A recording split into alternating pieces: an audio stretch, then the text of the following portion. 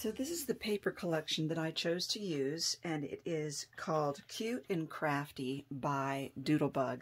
It is just adorable, and I thought what a perfect and perky paper to use for something like this. I need to come out a little bit so you can see the whole thing. So these are the papers that I chose. I went to my local scrapbook store and bought a few sheets. This is cute. It's got pencils all along it. There's another pad, buttons, some cut-apart cards that are adorable. Look at these paper clips. Oh, how cute. Paint splatters, washi tape, and some cut-apart cards. There's another craft tote, but this is not what I patterned my craft tote after. So I picked this up, and then I have used one of these sheets here to be the tote, but I'm going to show you on the back of here when you're cutting these out, and I'm going to give you a PDF down below to the patterns. And it's just so that you could see the cutting guidelines, okay? So the first thing you're going to need for the handle is two of these. And these are 7 3/8 by 5. 7 3/8 by 5. And if you cut two of those side by side, you will have room at the bottom for the little pockets on the side, which are 5 1/2 by 4 1/4. That's these here. So two of those would fit in there, and two of these would fit in here. I just wanted to show you the cutting on that, okay? That's important before you make that first cut, okay? Now that we've made our first cut, we'll go through more details. So these are the pieces, and this is what your PDF is going to look like. It'll be these pieces here. Now, you could cut them out and use as patterns, but like I didn't draw these perfectly, so that's why I was saying I wouldn't necessarily use them to trace, but it's an idea for you to know once you score, where to score, and once you score, what to cut and what to burnish. This is the handle. You need two of those, and that is, again, 7 3/8 by 5. And so when you're cutting that, you want to be mindful of your pattern. So I have a pattern that does have a vertical appearance to it, and so I need to make sure I'm cutting it that way so that my hearts are not crooked. Two of those, and then the front and backs of the tote are 9 by 5 1/2, and again, you need to be careful with your dimension or your orientation on your paper. And then those little side pockets are 5 1/2 by 4 1/4 inches. Now we are going to score and trim these. I'm using the Caterpillar crease. And we're going to start with the handles. So we have two of these. This is what it looks like, because I know when you're on video, it's hard for you to actually see my score lines. So that's why I did this. What we're going to do with this is we're going to rotate it to the left, and I would flip it over so you're actually scoring the right direction. And you want to score that at 7 inches on both of those. Nope, that is incorrect. You're going to score those at 6 inches. You're going to score these at 6 inches. And it doesn't matter that I have this bad score line in there, because that's going to be covered up. We are going to score and fold and burnish on the appropriate score line here. This ends up being the base, and that's why you're not going to see this, because we're going to glue something on there. So what we're going to do now is we're going to glue these together up to that fold line there. Now I switched my tips on my Barely Art glue, and the reason is we're going to be using gluing large surfaces, and if you have that super fine tip on there, it's going to take forever to get this glued together.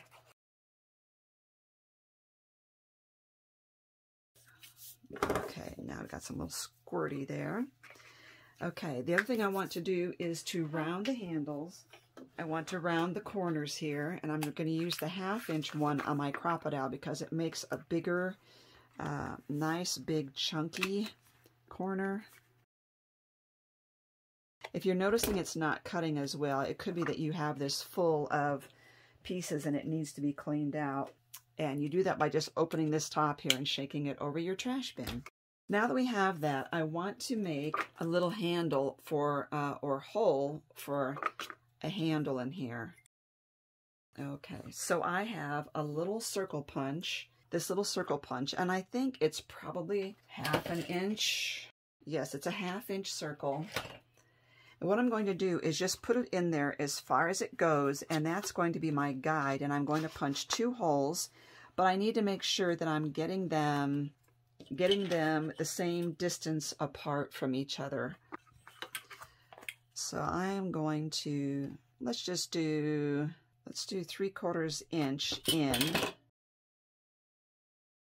we go, and I could probably use that as a decoration. And I'm going to do the same over here. I'm going to go 3/4 inch in, put my punch right there, up against there. It's in as far as it will go. And now I'm going to need, I need a craft blade and my craft mat, and I'm just going to cut, line that up, and cut right between these two. And here. And this is really hard to do if you've already assembled your tote. That's why we want to do it now. There we go. So we have that adorable little handle, looks custom made. Now we have that, and that is our handle. Now the front and back panels are going to sit on top of this.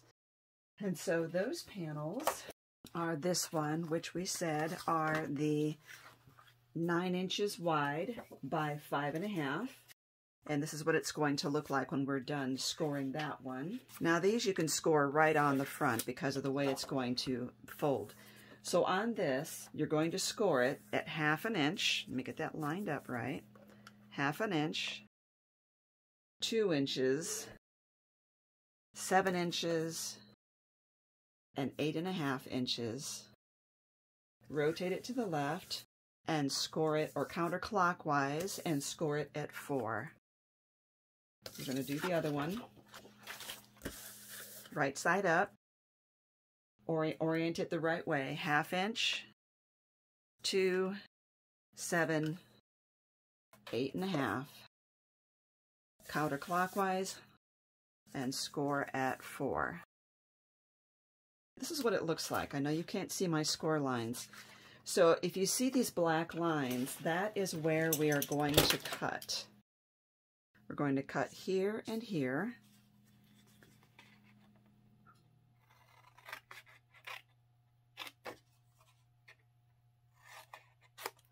And this is what it's going to look like.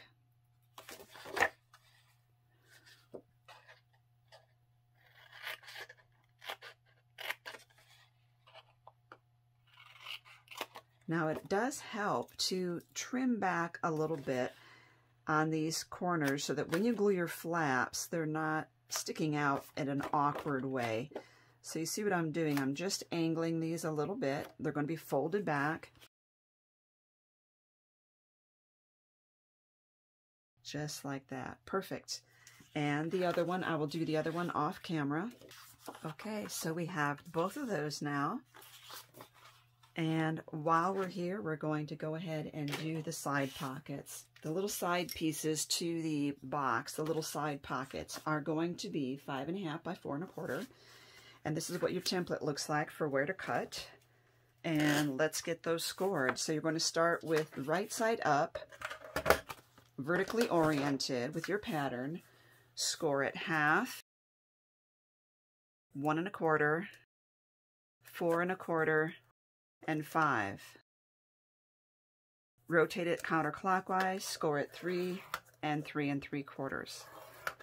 Now we're going to look at this so you can see where to cut.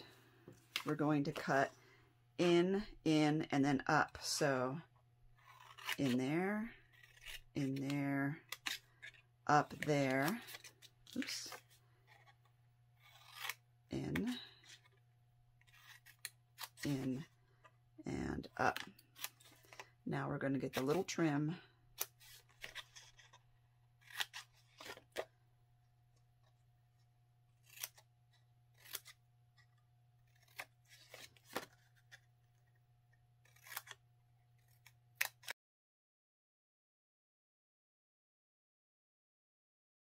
and I will do the next one off camera. If you know ahead of time that you are wanting to glue some things on here that might require some pressure to push down, you might want to do that now before assembling. Let's go ahead and glue this, because what I want to do is make this part 1 in a video series. And then this is going to be the simplest assembly for this project. And then I'm going to do another one that's in a more advanced assembly that's sturdier and has more options to it. So we're going to start by taking our front and back panels and getting those burnished. And both of them are going to look like that. We'll give you a link down below. Under this video are all my supplies. Okay, so this is actually going to go here, right there. And this bottom is going to be glued right there. So all you see is that these tuck in like that. And it gets glued right here. So what you can do to make it easier is to just glue the bottom on right now and push it up against there and glue that in place. Centering that. It's a lot easier to get that centered that way. This is such a cute project. Now we're going to glue both these side flaps and this. Okay, and we're going to fold this up and push these sides in, and the side panels down. I want to make sure I line up.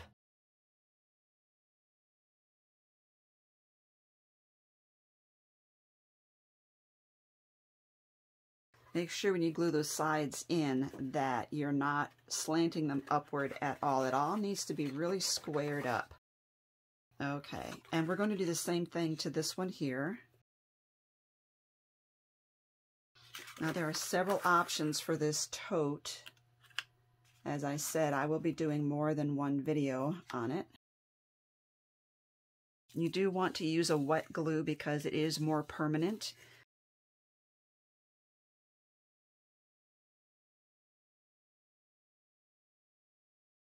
Pushing this down to make sure it's really hitting the base there, because it's very easy to actually have that base not completely squared up on the bottom right here. And that one, I could see when I glued this on, I didn't center it left and right. There we go. Perfect. Pinching these in. Now, I want to say that the first option really is to stop here. You don't even have to do the side pockets. This makes an adorable tote. Isn't that beautiful? And it can hold greeting cards, whatever you're wanting for it. And then you want to work on these. These are the side pockets. Again, we're going to burnish.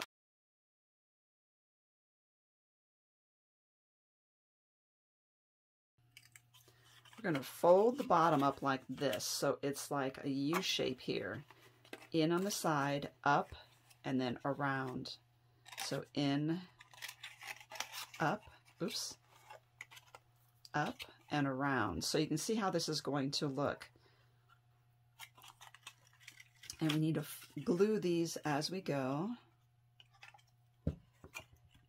Make sure that you've got a nice squared 90-degree angle there. And same here.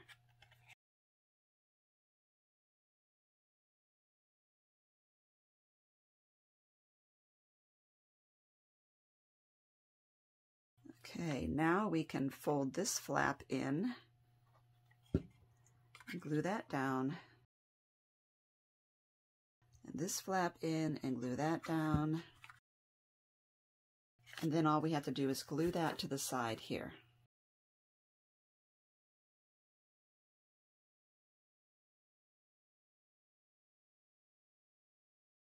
I'm lining it up on the bottom as well.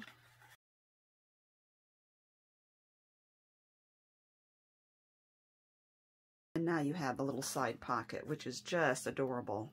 It just adds so much more to it. Now to do this one.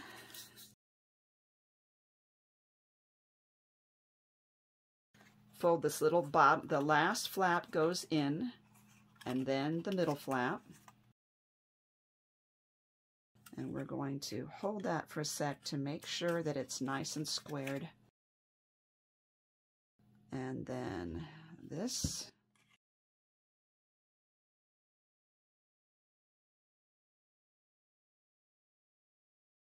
This paper is so adorable. So we're doing the main assembly now, and we will work on decorating this in the next video. And then after that, I'll do another video yet showing another construction method that would make it even more sturdy and have more options to it. So be thinking ahead, you know, as you do this, you know, which papers you want to be using.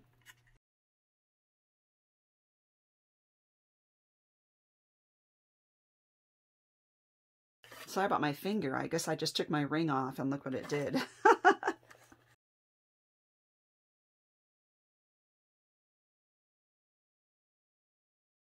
Okay, so that is your basic construction. So the next video, we're going to be adding the accents and decorating this. But how fun is that? It is going to be such a cute, cute project. And I think the series you're going to really appreciate. And make sure you look under this video for your pattern. Thank you for watching.